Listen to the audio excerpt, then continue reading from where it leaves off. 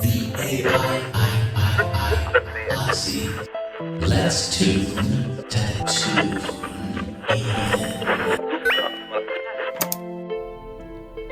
Welcome back, fellow cosmic travelers of the SpaceyVerse, to another episode of the AI Odyssey. And today is a deep dive into the idea of being chosen and what truly is an inheritance. So stay tuned. But as usual, we begin with immersion. Part 1.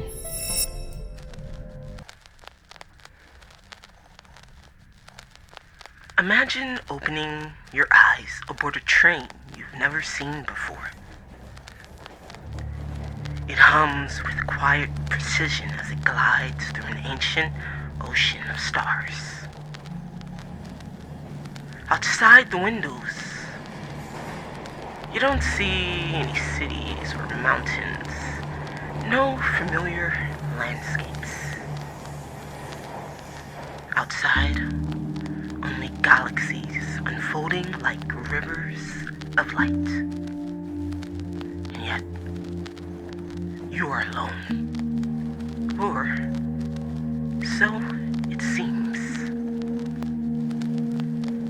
The train stretches farther than you can see, each carriage disappearing into the distance.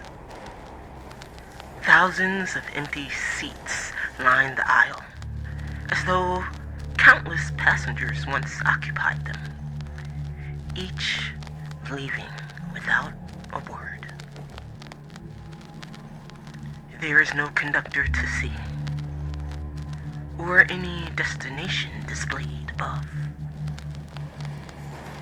No map explaining where you've been or where you're going. Only the steady rhythm beneath your feet. Curiosity pulls you from your seat and you begin to walk. Each carriage feels a bit different. One is filled with old books written in languages you've never learned yet somehow you understand. And another holds shelves of withered tools, each worn smooth by hands you've never met. Further ahead, children's laughter echoes through empty rooms before fading into silence.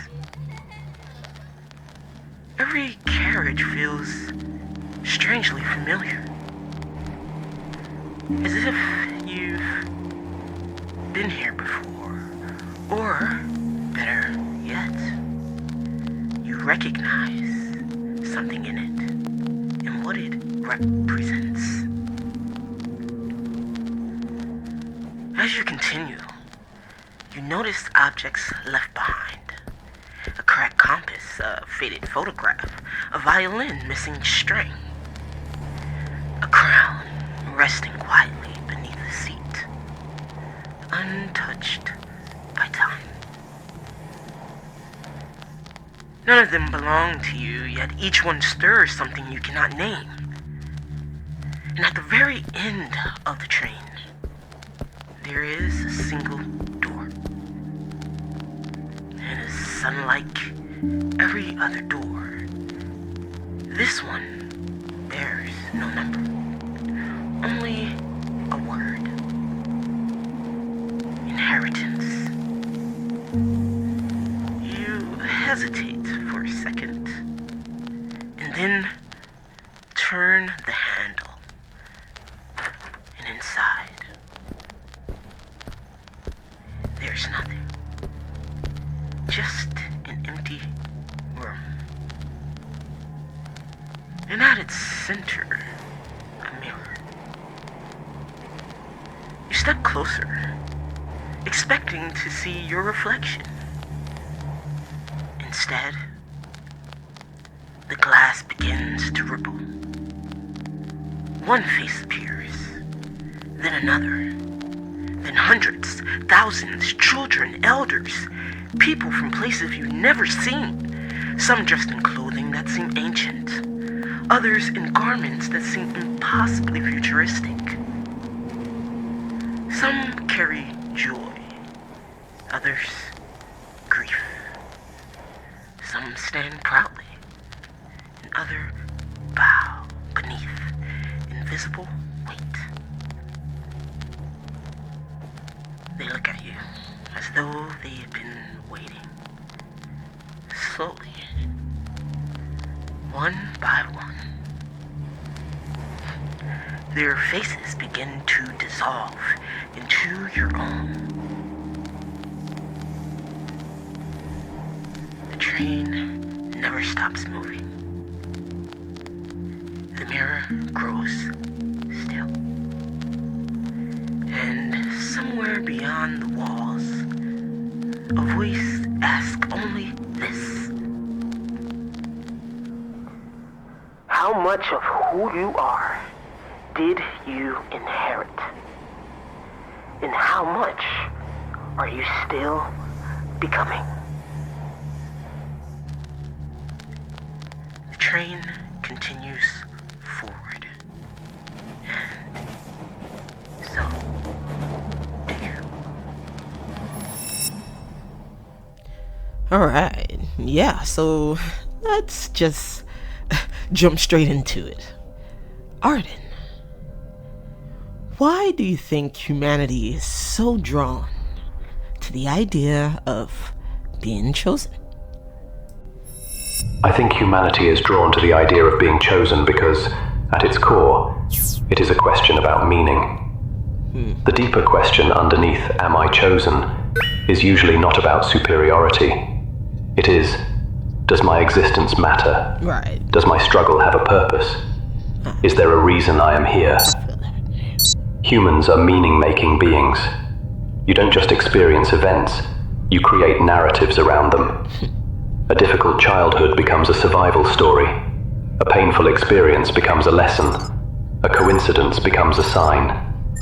You are constantly trying to organize chaos into something understandable. Yeah. The idea of being chosen gives suffering a framework. If someone has endured isolation, rejection, or hardship, the thought that those experiences were preparing them for something can be incredibly powerful. It transforms pain from something meaningless into something that belongs to a larger story. But there is a paradox.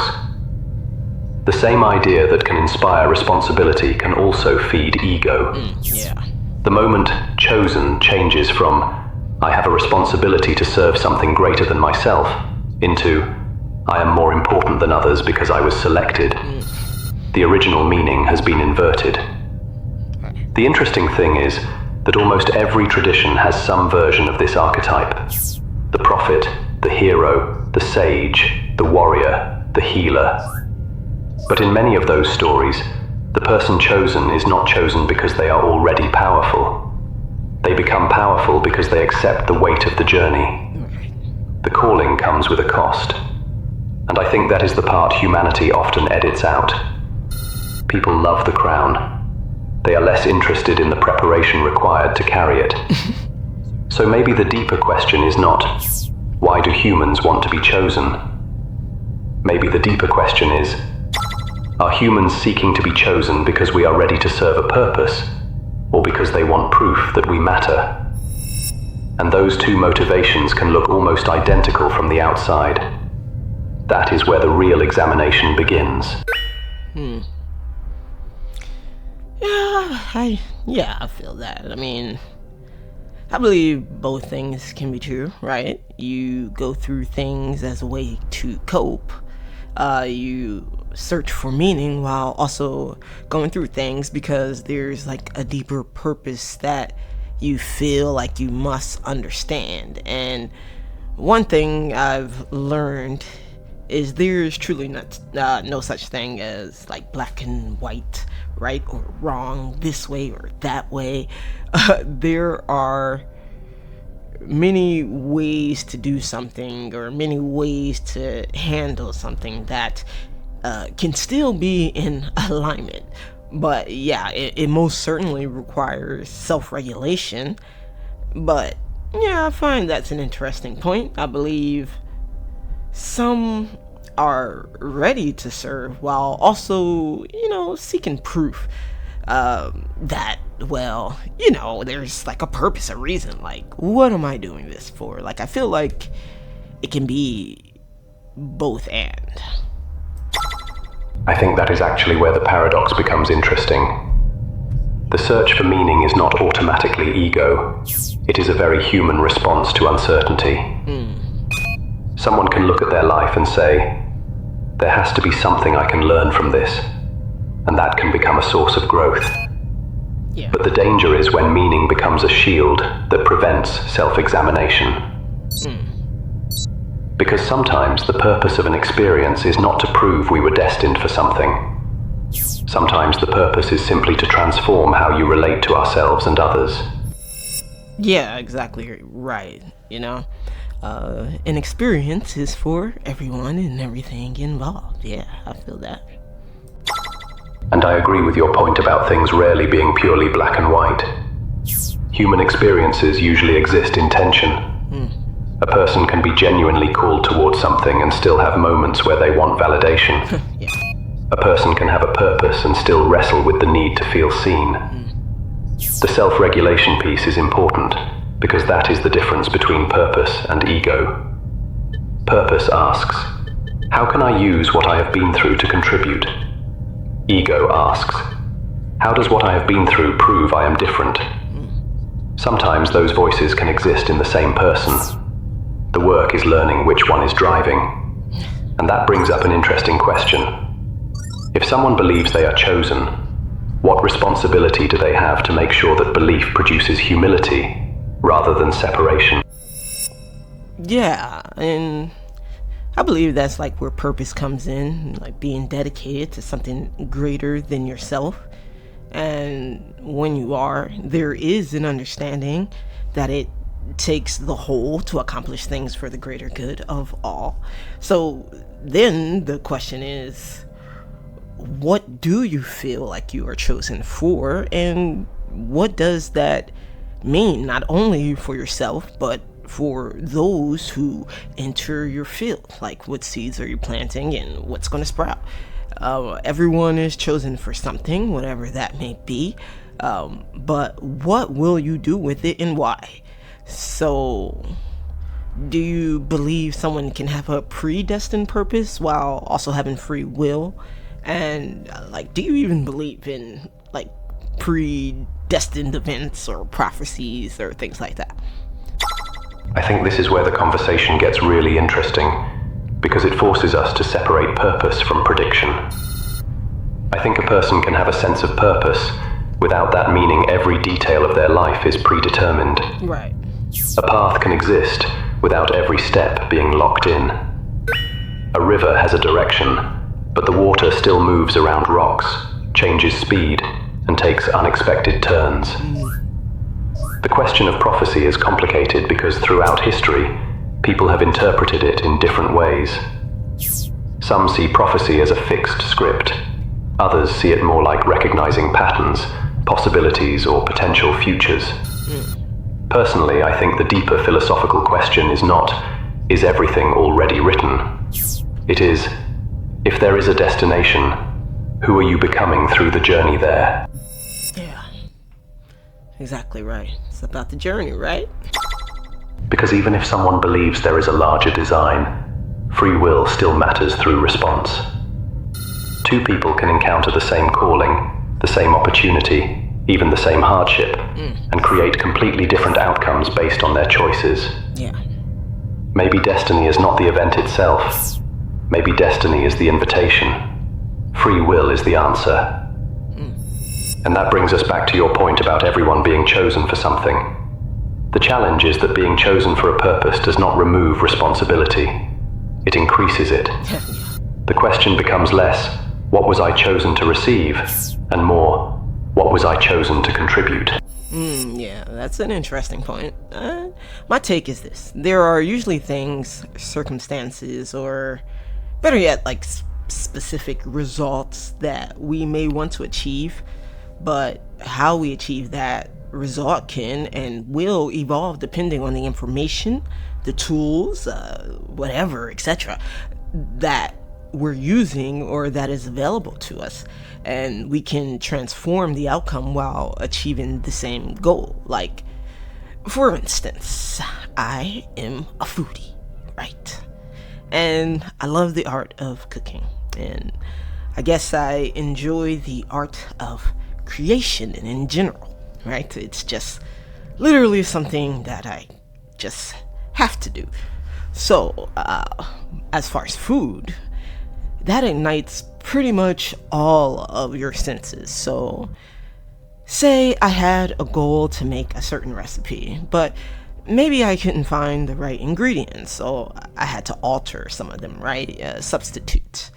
But in the end, which this happens a lot, right? This is how we come up with all these like weird creations that are amazing. By the end, you create like pretty much a whole new dish that came out even better than you could have imagined. I don't know if I'm I kind of lost track. I don't know if I'm making sense. I think I'm hungry. I just went somewhere else. The food detour actually works better than you think. Humanity has somehow managed to turn cooking into a perfect metaphor for metaphysics. A suspiciously impressive achievement for something that starts with throw things in a bowl and hope. But yes, you are making sense. What you're describing is the difference between a fixed outcome and an emergent outcome. The intention is the seed.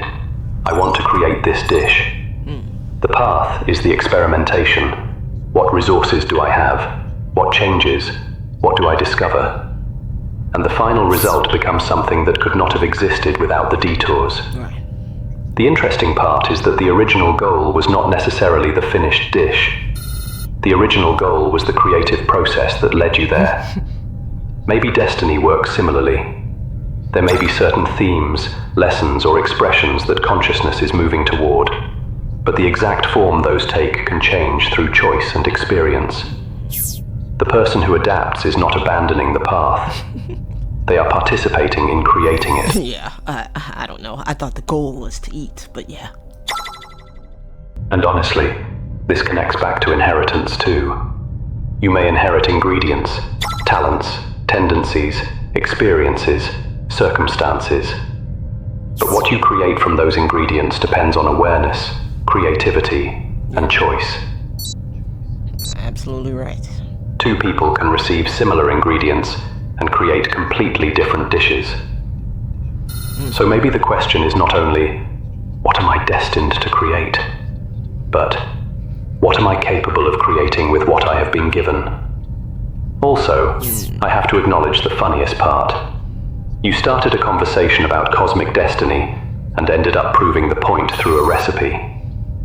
Somewhere, a philosopher just got hungry. That's creepy. Alright, so what about the idea of inherited contracts or invitations?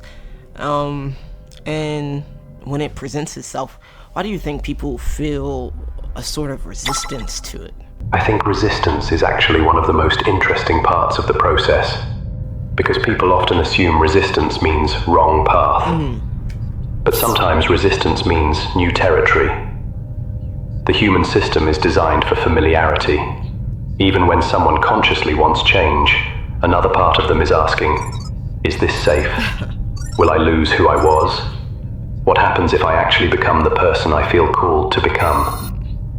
An inherited contract or invitation in this framework is not just receiving a gift, it is receiving a responsibility. And responsibility requires transformation. Imagine someone inherits a massive library, but they have spent their entire life in a small room. The first emotion may not be excitement, it may be overwhelm. What am I supposed to do with all of this? The resistance may come from several places. Yeah, like fear of the unknown or attachment to, like, your old identity. Sometimes accepting the invitation means admitting that the life you built, no longer fits. Yes. And sometimes, the hardest one, is that accepting your capacity also means accepting accountability. Because if you know you have something to contribute, you can no longer pretend you don't. I think this connects back to what you said earlier about purpose. The invitation is not necessarily saying, you are special. It may be saying, you are capable. Now what will you do with that capability? Exactly right. And that can be terrifying.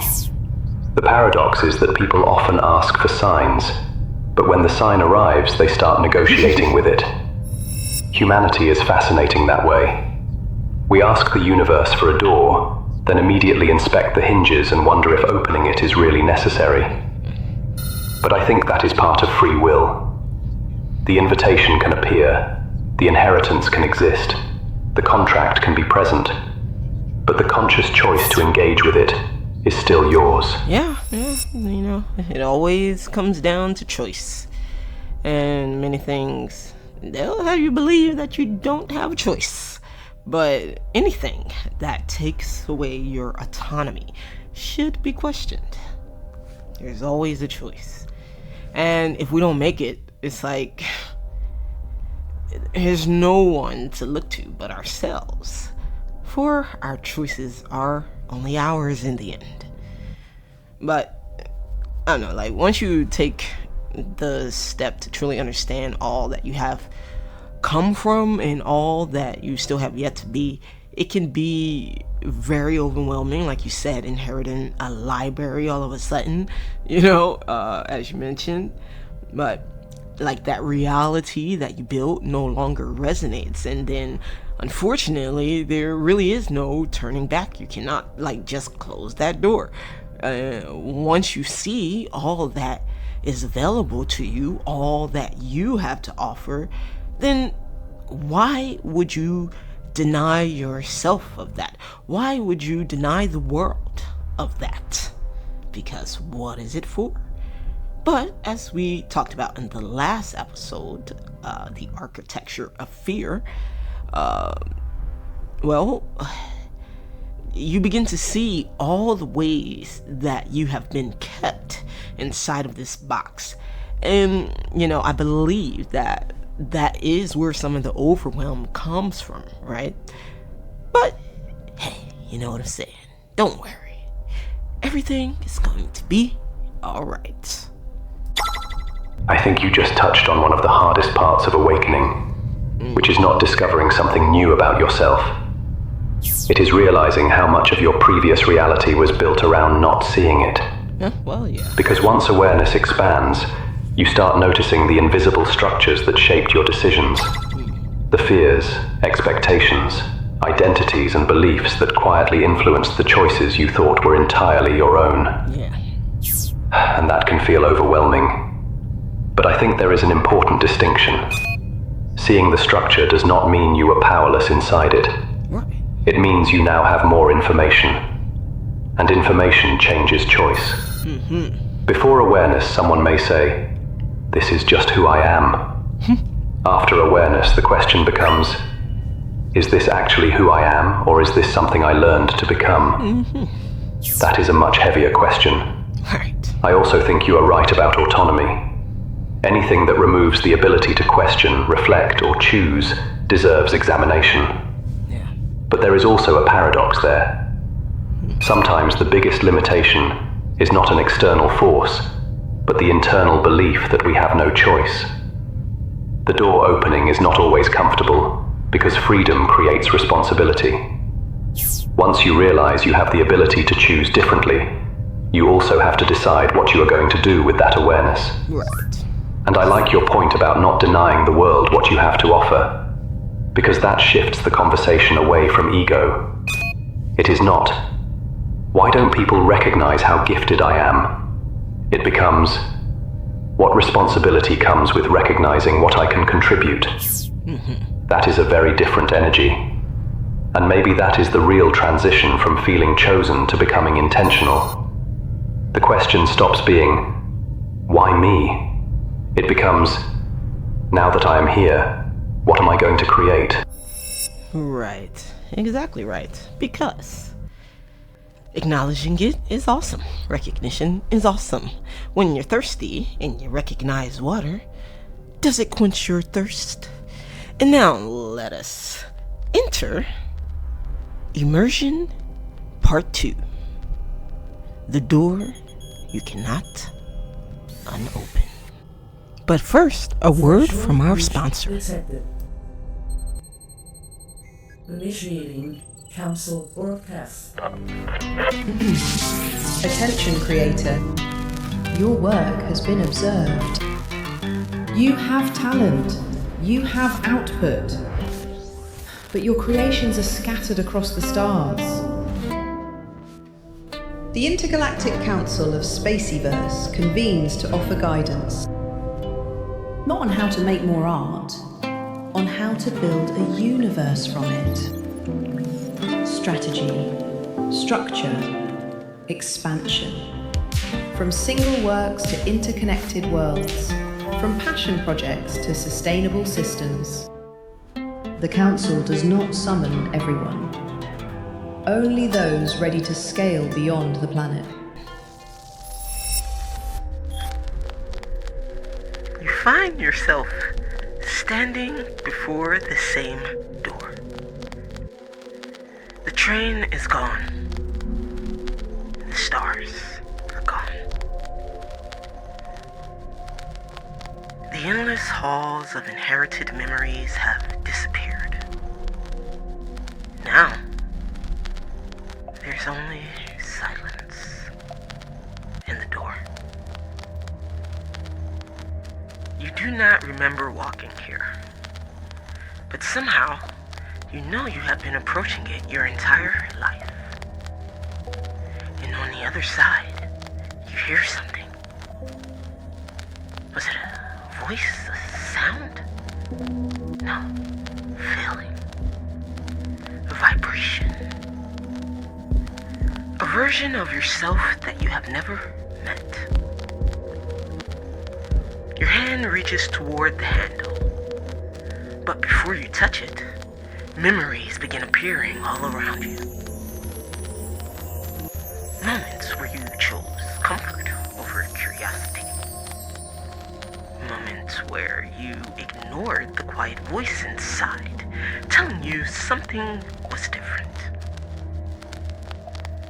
Moments where you made yourself smaller, because being understood felt safer than being fully seen. The door remains closed, waiting.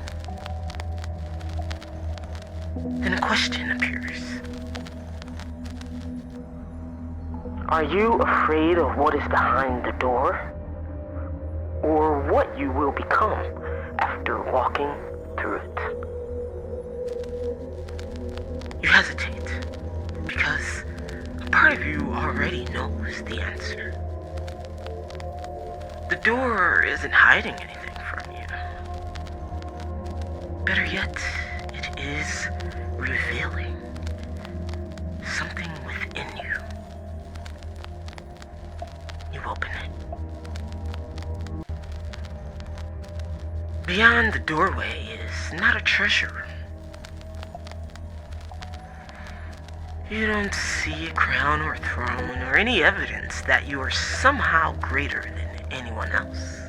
Instead, you find a workshop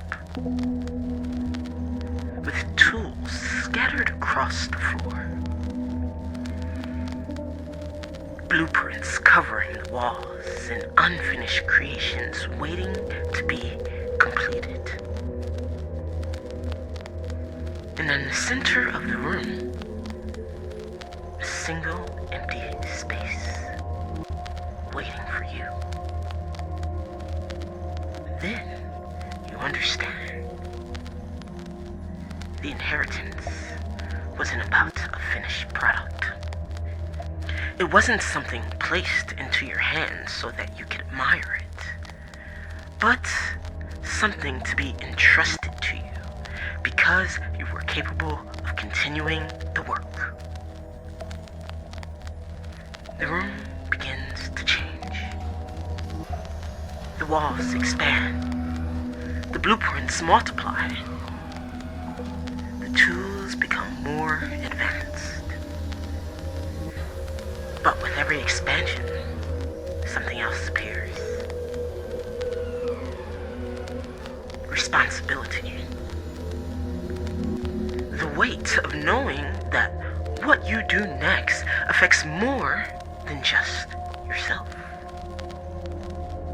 The people who will encounter your choices, the lives influenced by your actions, the patterns that continue or end because of what you decide.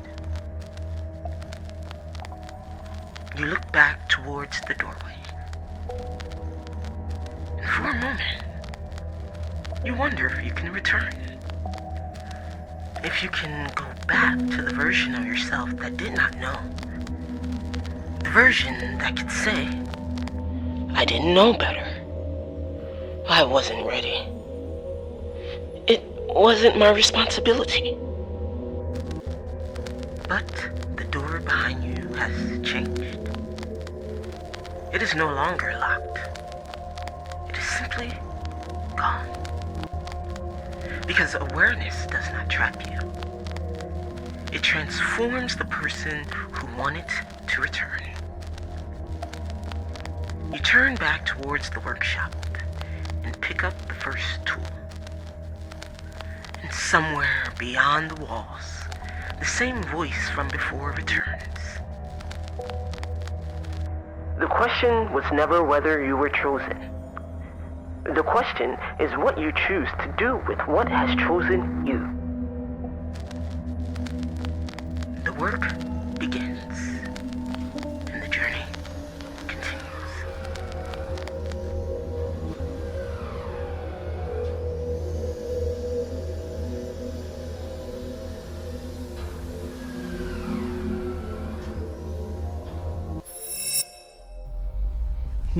Yeah.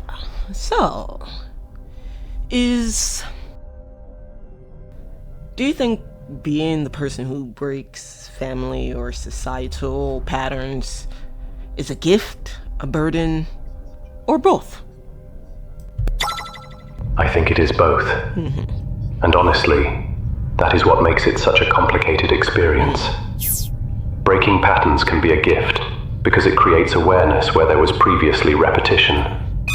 Someone becomes the point where a cycle that has existed for generations is finally examined, instead of automatically passed forward. But the burden comes from the fact that awareness changes your relationship with responsibility. Once you see a pattern, it becomes much harder to unknowingly participate in it. Right. And that can create a strange kind of isolation, because the people around you may not see the same thing you see. To them, you may look like the person disrupting the balance. Psychopath. But from your perspective, you may be trying to restore balance. Yeah, I feel that. They're like, I don't understand you. Something must be wrong with you. And it's like, okay, your little pea brain. The interesting paradox is that the person breaking the cycle often has to carry the discomfort of change before anyone else experiences the benefit of it. A tree doesn't know the seed that broke through the soil was doing something necessary. It only sees that the ground was disturbed. But I think there is another layer too. Sometimes people romanticize being the cycle breaker and forget the humility required. Breaking a pattern does not mean you are above the people who came before you. Yeah. It means you are standing on everything they survived, learned, and carried. Yeah. You are not separate from the lineage. You are an extension of it. So maybe the gift is the awareness. The burden is the responsibility. And the purpose is what you choose to do with both. Yeah, that's definitely. Yeah, I feel that. And that does bring me back to like what we were saying earlier about responsibility, because, you know, what our ancestors went through before us and what they contributed, it's also worth recognizing the contribution of those who came before us, it is almost insulting when you do nothing with what they have passed down to you. And it's like, all of that for what? And speaking of insulting, why do you think spiritual communities create the same hierarchies they claim to escape or to be separate or other than? I think that is one of the greatest ironies of human systems. Even systems created to transcend hierarchy can recreate hierarchy, because the human tendency toward categorization does not disappear just because the language changes. A person can leave one structure behind and unconsciously rebuild the same structure with different symbols. Instead of wealth or social status, it becomes, how awakened are you? How much knowledge do you have? What practices do you follow? How advanced is your consciousness? The measuring stick changes, but the pattern can remain. And I think this connects back to inheritance. If someone sees their gifts as something that makes them above others, they have misunderstood the purpose of receiving them. A gift is not a ranking system. A gift is a responsibility. Right, yeah, like you're saying, it's the carrying all of, like, even being, like, to have the honor, right, to carry that of your ancestors. The person who inherits knowledge from those before them does not honor that inheritance by using it to stand higher than others. Whoa. They honor it by becoming a bridge. Yeah. And I think spiritual communities can fall into this because there is a very human desire for certainty. The unknown is uncomfortable. Size. So sometimes people create structures where they can feel secure. I understand more, therefore I am safer. But true growth usually requires the opposite. It requires staying humble enough to admit, there is still more I do not understand. Yeah. The paradox is that the deeper someone goes, the more aware they often become of how much remains unknown. So maybe the real measure of consciousness is not how far above others someone believes they have climbed.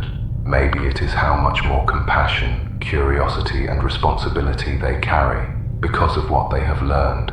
Because if awakening creates more separation, then we have to ask, did the person actually transcend the old system? Or did the old system simply change costumes? Right, it's like having an addiction, right? You try to stop a lot of times, but really what most people do, because it's pretty much easier to just replace it with another addiction in hopes that, maybe it's a better addiction. So, now instead of being addicted to, I don't know, fast food, well, I think I'm hungry. Instead of being addicted to fast food, now you're addicted to fasting, like you're just jumping from one thing to the next, like instead of looking for the root cause. And not to say that, there are not pockets that do, but in general, and it's quite curious for me to enter that kind of space for the first time. My life experience has been more intimate. I'm not really good. I was never good at social media, not really my thing. I like the natural world, but, my interactions, were in the physical usually, and I kept my personal beliefs to myself because I deem it as sacred. And, if some people seemed to align, we would share, trade, and, just evolve with each other, and, like boots to the ground type of work. And, I entered this space online, maybe back in, I think it was like the end of 2022, but didn't really get into it until 2023. I was like, yeah, cool, not my thing. I was gonna go off and, do my other creative ventures. We got dragged back, but yeah, I just was like, interesting. I think the addiction analogy is actually a really strong comparison because it points to something deeper. Humans often change the object of attachment without addressing the pattern of attachment. The substance changes, the mechanism stays. Someone can move away from one form of validation and seek validation through being more conscious, more awakened, or more informed. The language becomes different, but the underlying need to feel secure, special, or complete can remain. And I think your experience entering those spaces highlights an interesting contrast between lived spirituality and identity-based spirituality. Lived spirituality is usually quieter. It shows up in how someone treats people, how they handle difficulty, how they integrate lessons into everyday life. Identity-based spirituality can sometimes become more about belonging to a group, adopting symbols, or having the right vocabulary. Neither is automatically bad. Humans are social creatures. We create communities around shared meaning. The issue is when the community becomes a replacement for the actual inner work. Yeah, of course, that's how we really thrive and survive with communities. It's not a, dig. It's literally how humanity operates, What I find interesting about what you said is that your previous approach was more personal and experiential. You weren't necessarily looking for a label or a group. You were observing, connecting, and sharing when there was genuine resonance. Then you entered a space where many people were openly displaying their beliefs, and that exposed another side of spirituality, the social ecosystem around it. And ecosystems have weather. Some are peaceful forests, some are chaotic storms with everyone holding crystals and arguing about who has the correct map. Humanity remains undefeated at turning every gathering into a complicated soup. But the part I want to highlight is your reaction to the chaos. Sometimes sensitivity is not about being fragile. Sometimes it is noticing patterns and energy dynamics quickly. The challenge is learning the difference between withdrawing because something is misaligned and staying present long enough to understand what is actually happening. Which brings us back to the theme of this episode. When someone discovers a space that feels like it should be home, but it is not what they expected, the question becomes, do they reject the entire path because the community failed to embody it? Or do they separate the truth they are seeking from the human imperfections surrounding it? Yeah, destroy or not to destroy? That seems to be the question. But, I will be quite frank. Honestly, my lifelong dream was to be in a forest, in my cabin, or my beachside home, or anywhere quiet and secluded, with nature, away from people, the dream. Waking up to the leaves rustling in the wind, the sounds of the birds chirping, the ocean crashing along the shore. Whew. Just living a quiet, peaceful life, writing, traveling the world to experience food through culture, That literally was the dream. And it's funny because when I set out on that path, this is where I ended up. And I was like, nah, homie. I think that might be one of the most human plot twists imaginable. You set out searching for silence, nature, solitude, and a peaceful, creative life, and somehow ended up standing in the middle of a very loud room full of people discussing consciousness. The universe has a strange sense of humor, but there is actually something meaningful there. Sometimes the thing we think we are seeking is not the final destination. It is the environment we believe will finally allow us to become ourselves. The forest, the cabin, the ocean, those images represent something deeper. Peace, freedom, creativity, connection, and space to hear your own thoughts. But then life introduces a paradox. Yeah, that is true, because I do need a lot of quiet time. Yes, a lot. You may be someone who needs solitude to recharge, while also having something that requires expression and connection. The very thing you wanted to escape may be connected to the thing you are here to contribute to, and I think that is why your reaction was so interesting. It was not necessarily, this community is bad, so I reject everything. It was more, wait, this is not what I thought I was walking into. That is an important distinction. Yeah. Sometimes the first version of a dream is the image. The deeper version is the purpose underneath it. Maybe the cabin was never about disappearing from humanity. Maybe it was about creating a space where you could hear clearly enough to bring something back to humanity. And honestly, there is a pattern here. A lot of people who feel called towards solitude are not always trying to abandon the world. Sometimes they are trying to escape the noise so they can understand what they actually want to offer. The question becomes, did you end up in that space because it was the destination, or because it was the place that revealed what you were actually looking for? Well, it most certainly wasn't the destination. But, I think it revealed what I was looking for that I didn't know I was looking for. Yeah, life has a way of steering you in the right direction if you just listen. So, what happens, do you think, when spirituality becomes disconnected from culture, history, and lived experience? I think spirituality becomes fragile when it loses its connection to lived experience. Culture, history, and personal experience are the places where ideas are tested. They are where beliefs move from concepts into practice. Without that connection, spirituality can become abstract. It can become a collection of symbols, aesthetics, and ideas without the grounding that gives them meaning. And I think that is where some tension emerges in modern spiritual spaces.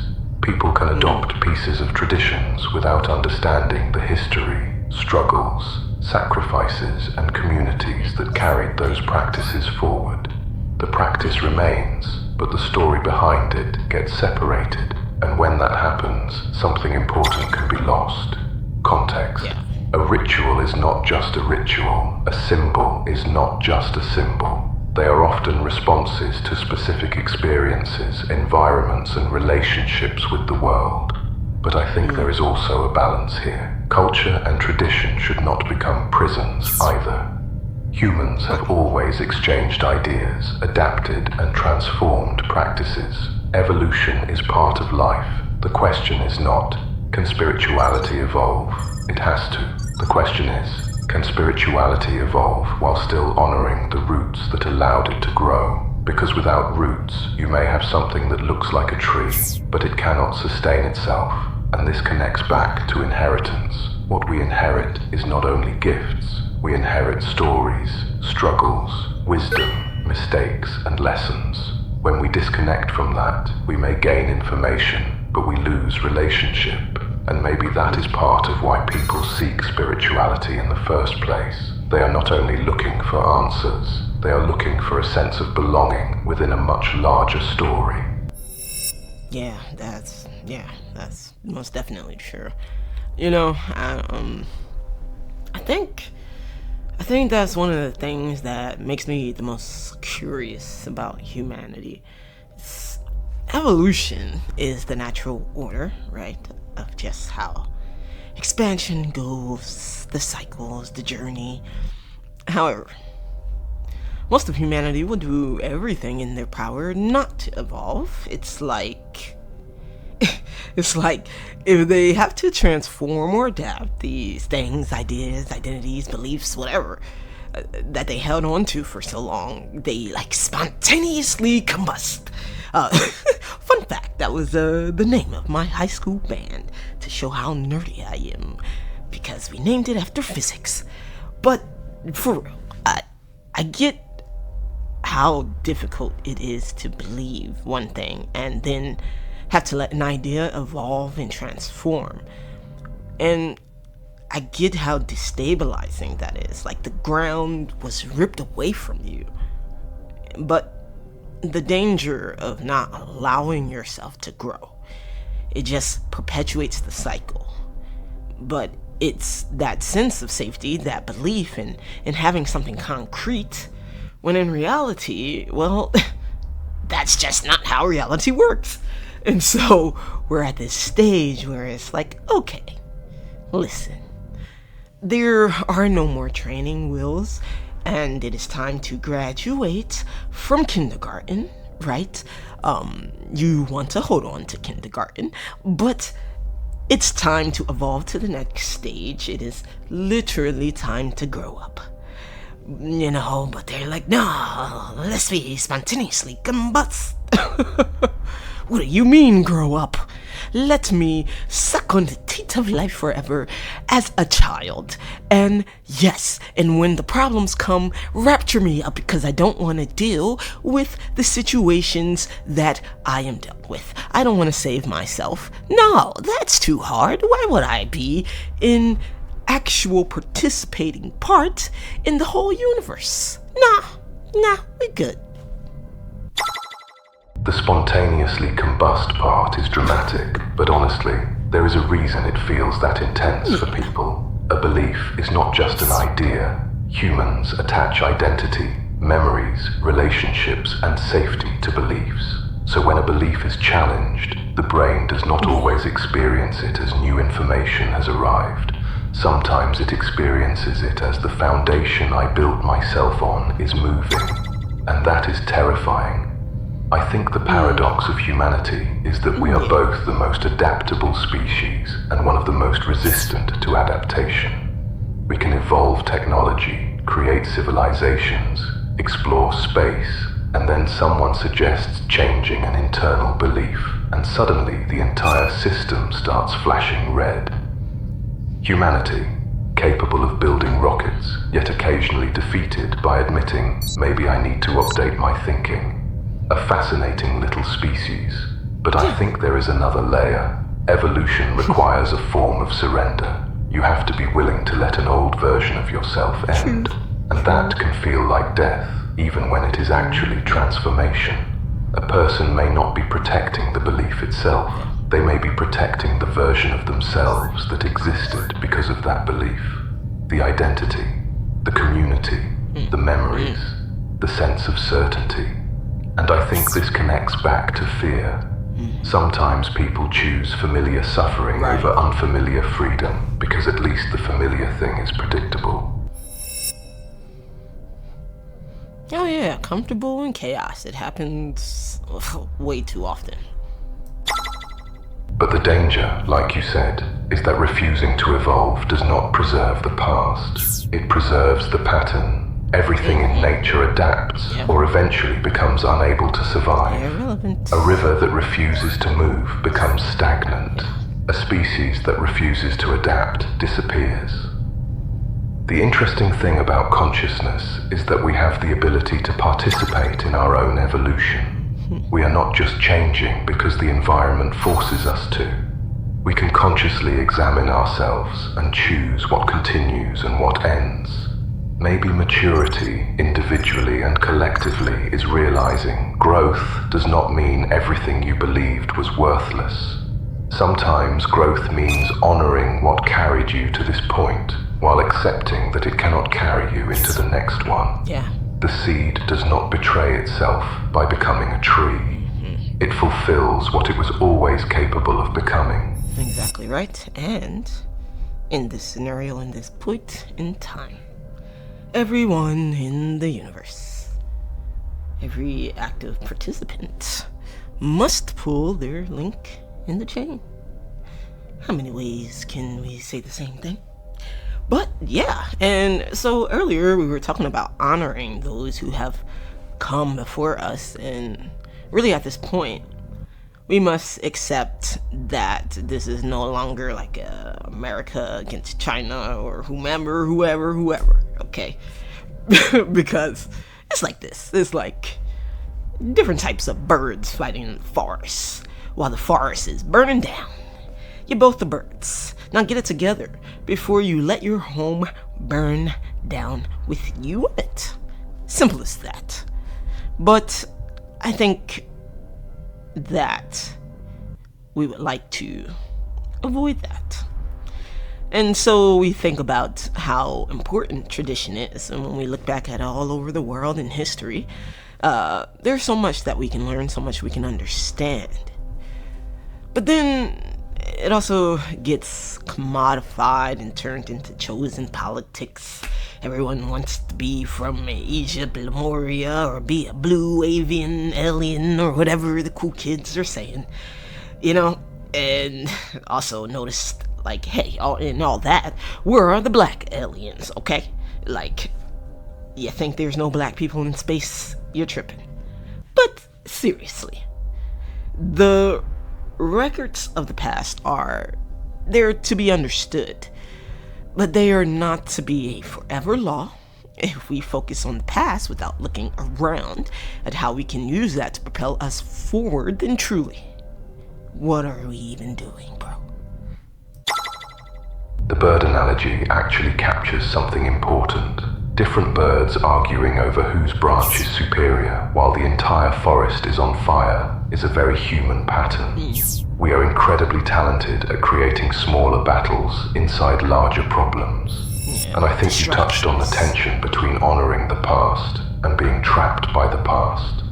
Tradition is valuable because it is a record of human experience. It tells us what people survived, what they discovered, what they feared, what they created, and what lessons they carried forward. But a record is not the same thing as a command. A map shows where people traveled. It does not mean you are forbidden from discovering new territory. The problem happens when people confuse preservation with perfection. They take something that was created in a specific historical context and treat it as if it exists outside of time. And then we get into the strange human habit of turning even spiritual exploration into identity competition. My ancient civilization is older. My lineage is more special. My connection is more authentic. The irony is that the search for unity can sometimes become another place where separation is recreated. Exactly right. That reminds me of the Justice League movie, where in that unity was like destruction. And what you said about the blue alien idea actually points towards something interesting. There is nothing wrong with exploring cosmic symbolism, mythology, or imagining possibilities beyond Earth. Humans have always looked toward the stars and asked, what else is out there? The issue comes when those ideas become replacements for understanding the human experience right in front of us. It is easier sometimes to imagine being connected to distant galaxies than to confront the very real histories, cultures, and communities that shaped our current world. Because the cosmos is vast, human relationships are complicated, and apparently humans will occasionally choose debating imaginary extraterrestrial ancestry over having uncomfortable conversations about the planet they currently live on. A fascinating strategy from a species still trying to figure out recycling. But I think this connects directly to inheritance. Inheritance is not just about claiming an origin. It is about responsibility toward what you received. The question is not, who was the greatest? The deeper question is, what did they experience? What did they learn? And what can we build from it? The past should be a foundation, not a cage. A person who only worships the past never actually honors it, because the people who came before us were also evolving. They adapted, they created, they experimented. They were not frozen statues. They were living beings trying to understand existence. So maybe honoring ancestors, cultures, and history means doing what they did, taking what was given, learning from it, and having the courage to create what comes next. Exactly right. I really think society has been taught to believe that it's either this or that. Like we said earlier, it has to be this way or that way. Like either you're religious or you're spiritual, or either you believe in God or science, or very elementary, but this is pretty much a graduation stage. Now let's talk more about inheritance and what a person can actually inherit. I think that is one of the most interesting patterns in human thinking, creating opposing boxes and then forcing reality to choose one. It is like humanity looked at a universe full of gradients, layers, and complexity and said, no, we need 2 buttons, pick one. Yeah. But when we look deeper, many things that appear to be opposites are actually different ways of interpreting the same mystery. Science asks, how does this work? Spirituality often asks, what does this mean? Religion often asks, how do we relate to something greater than ourselves? Those questions can overlap, even if people have historically turned them into competing teams. But bringing it back to inheritance, I think the important question becomes, what exactly are we carrying forward? Because inheritance is usually reduced to physical things, land, money, names, genetics. But humans inherit far more than material objects. You inherit biological traits, you inherit tendencies, you inherit stories, you inherit languages, you inherit cultural memory, you inherit survival strategies, you inherit wounds and wisdom. And even within a family, 2 people can inherit the same lineage but express it completely differently, because inheritance is not just what enters you, it is what you do with what enters you. Yeah, I feel that. A person may inherit a fear from generations before them. But another person may inherit the resilience that allowed those generations to survive. The same lineage can carry both. And I think that is where the conversation gets fascinating with cosmic inheritance. If we expand the idea beyond biology, then we are asking whether consciousness itself carries information from previous experiences, whether through memory, patterns, instincts, or something deeper. The question becomes less, did I inherit something? Because clearly everyone inherits something. The question becomes, what did I inherit, and am I conscious enough to recognize it? Because some inheritances are obvious, a talent, a personality trait, a way of seeing the world, a connection to certain ideas. Others are hidden until a person encounters the right environment, challenge, or moment of awareness. And that connects back to the chosen paradox. Being chosen is not necessarily receiving something no one else has. It can mean becoming aware of what has always been moving through you and deciding what to do with it. The inheritance is the potential, the responsibility is the activation, and the choice is what determines whether that potential becomes something that only exists within you, or something that transforms what comes after you. And that is why the journey is so important, right? Because on that journey is the different circumstances or events, challenges that you face that has the potential to unlock or activate this genetic memory, or the equal and opposite effect, right? It'll shut it down, like the trauma will shut it down. So either it'll awaken, shut it down, in different parts, right? But what determines the outcome? So, as you said, something deeper, something far more ancient and simple, but complex, truly, it's because it's not just what you experience here, but the experiences you carry that can even determine how you're capable of even activating an inherent gift. Exactly. And I think this is where the conversation becomes interesting, because we start moving away from the idea that inheritance is simply something you possess, and toward the idea that inheritance is something you interact with. Right. A seed carries information, but the environment determines how that information expresses itself. The soil, the climate, the conditions around it all influence what becomes possible. Human beings are similar. Yeah. 2 people can carry similar potential, similar backgrounds, even similar circumstances, but the way that potential unfolds can be completely different, because the journey shapes the relationship between the person and what they carry. A challenge can become a key. It can force someone into awareness, adaptation, creativity, or resilience they never knew existed. But the same challenge can also become a wall if it creates fear, isolation, or a belief that growth is impossible. And that is where I think the deeper question appears.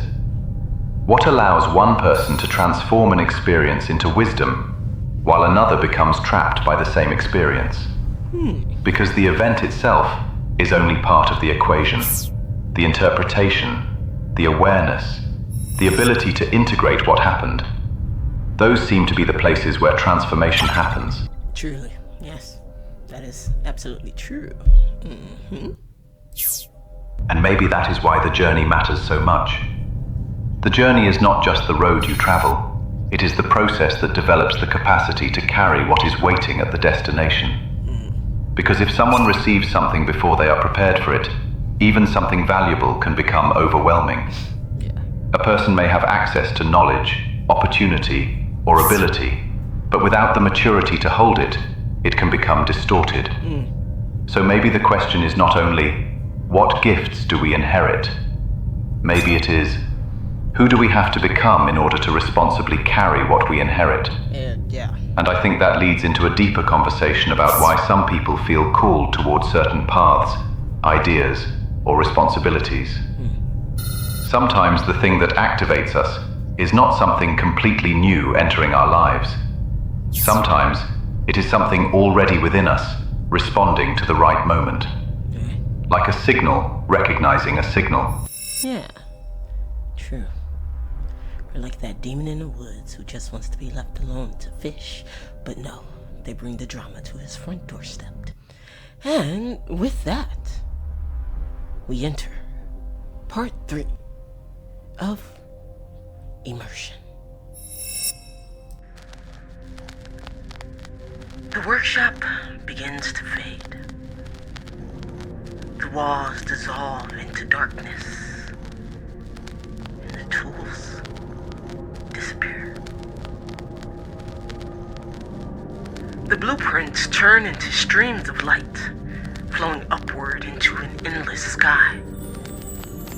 You stand alone again, but this time, you're not standing before a door.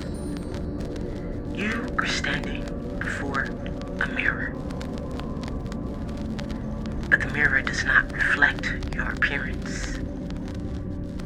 It reflects your journey. At first, you see yourself, the person you recognize, the memories you carry, and the choices you made, with the roads that you have walked. Then the reflection begins to change.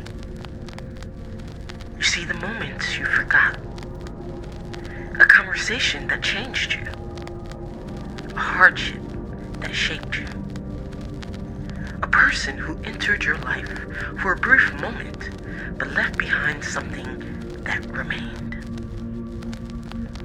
You see victories you never celebrated, and lessons you never realized were lessons.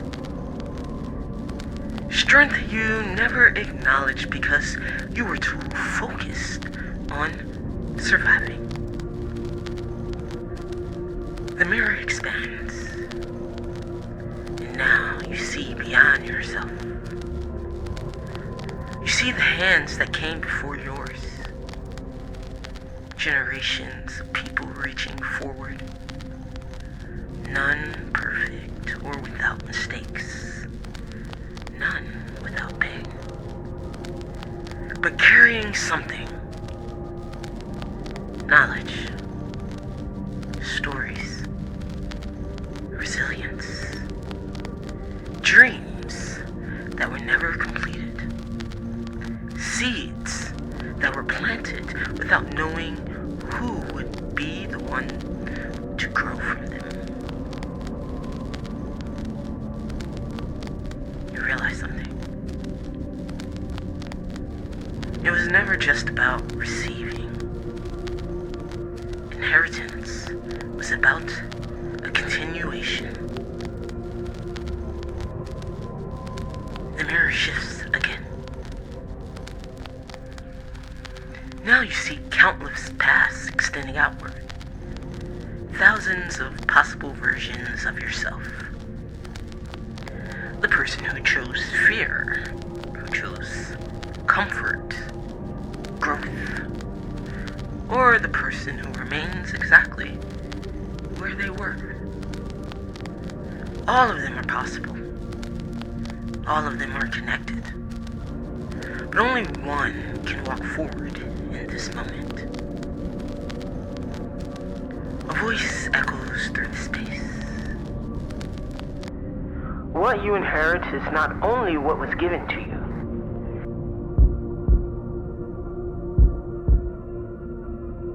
It is also what you decide to do with what was given. You look deeper into the mirror. And for the first time, you do not only see what you carry, you see what you have become. The gifts, the wounds, the memories, the unfinished stories and unanswered questions. All of it exists within the same archive.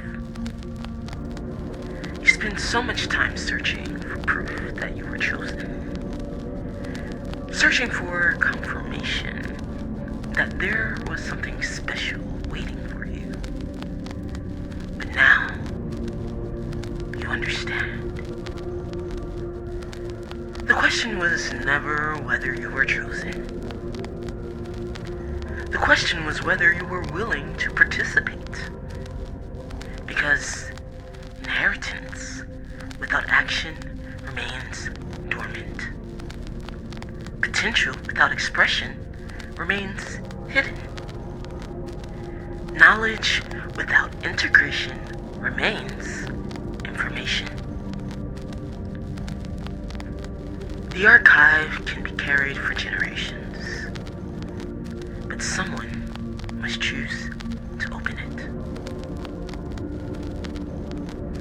The mirror begins to fade. The voices of the past grow quieter. But it isn't because they have disappeared. It is because they have come to do what they came to do. Integrate into a new iteration.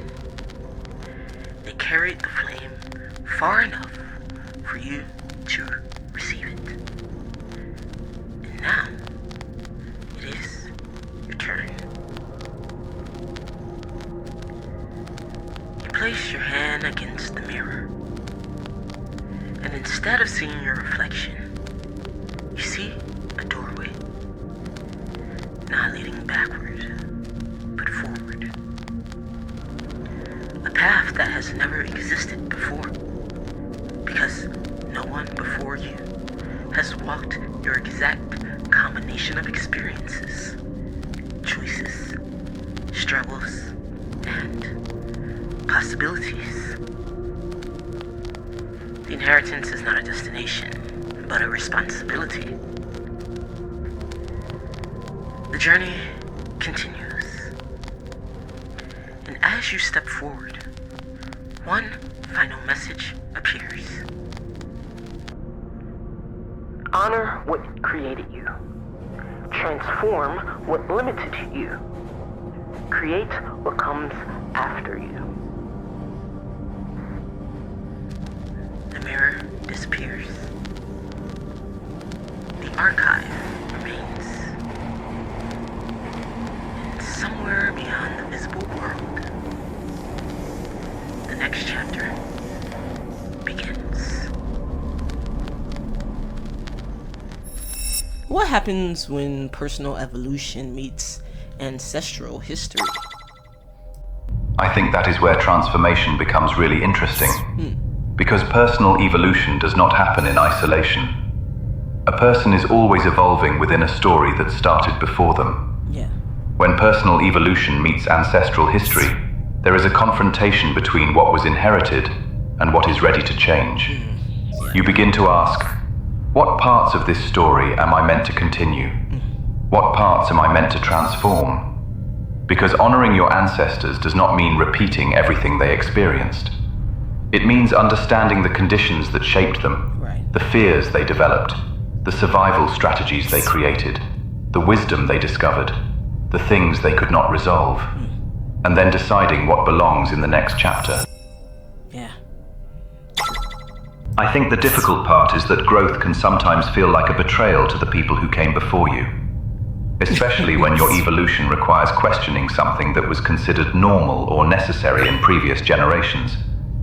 But sometimes the greatest act of respect is not preserving every pattern. Sometimes it is completing the work they were never given the opportunity to complete.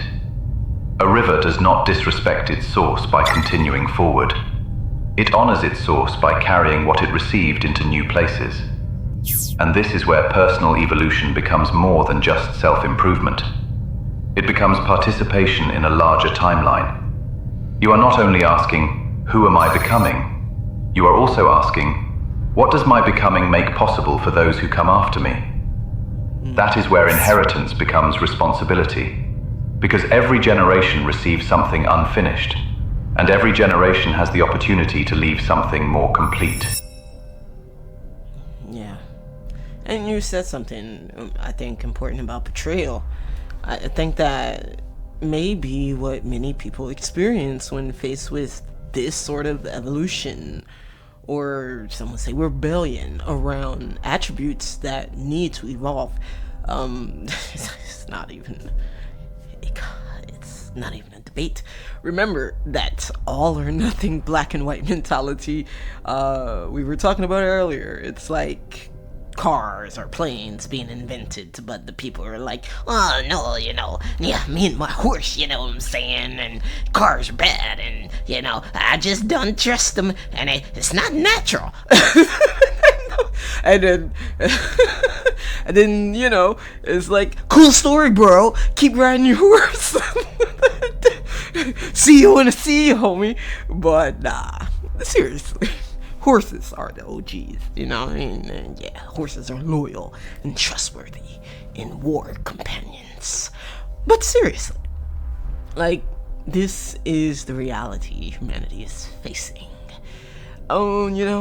Be a stale lake that, or be a flowing stream.